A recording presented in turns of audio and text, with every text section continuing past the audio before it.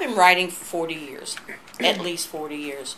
I have enough rejection letters that I can probably carpet Shippensburg University. I wrote this children's book, and I knew there was something special about this book. I just knew it.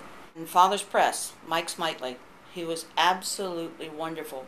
He's a Christian man, and he sent me an email, and his words were, "Donna, we can publish this."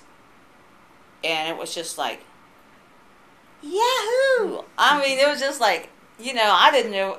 It's just like one of those things that you can't sit still, which I have a problem with anyhow. The book is about a grandmother who goes camping by herself. And in the process of setting up her camp, and she's hot and she's tired from her trip, and while she's trying to set her camp up, she's visited by a pesky big bee. And I wanted him to die. And I just thought I was going to kill him, but I had to set my camp up.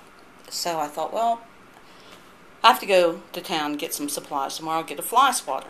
So the next morning, Memes is sitting, having her coffee, with her nice big flowered hat, watching the sunrise that God made for her, just her, and the bee comes back to visit her.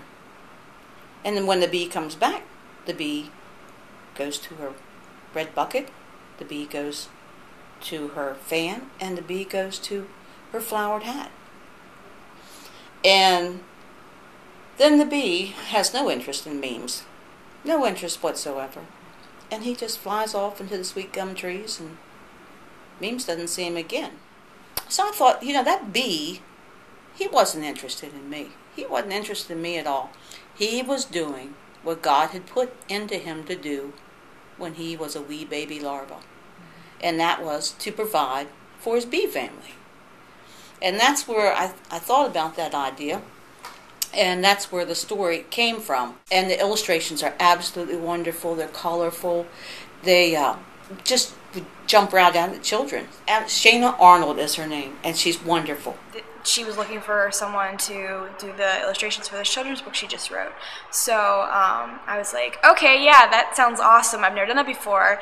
This would be really cool. So I just can't believe that this is real. We're still in shock that it's actually out there for people to purchase. It's a lot of work, layers upon layers of different. If I had a page with we have one where we're doing it's got this kitchen scene. You have to do each little cupboard and whatnot, and it's a lot of time. I know I think we spent at least 5 months with me to do the last one. We work really well together. And like I said, she's working on the second one now. And hopefully we'll have that out by the end of the year. And that one's called It Only Takes One. I look at it every single day. I still pick it up. I still flip through it. I still smile. Little kids, as we all know, come from rich families, poor families, broken homes. They come from everywhere. And to give them hope. This little story can give you hope. That, no matter what you are, no matter if you're a bee, or a little boy, or a little girl, God's got a plan for you.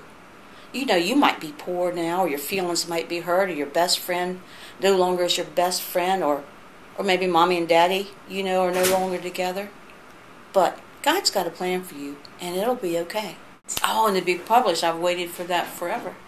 I've waited for that forever.